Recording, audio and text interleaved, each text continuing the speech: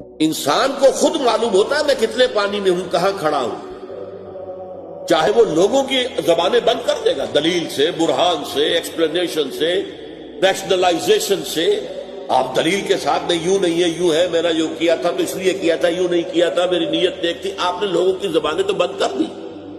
ایک تو یہ کہ اللہ کو دھوکہ نہیں دے سکتے، اللہ کو معلوم ہے کہ تم حقیقت میں کیا، اور تمہارا ضمیر بھی تمہیں بتا دیتا ہے تم جھوٹ بول رہے ہو. اللہ تعالیٰ نے قرآن مجید میں قسم کھائی، لا اقسم بیوم القیامہ ولا اقسم بالنفس اللوامہ.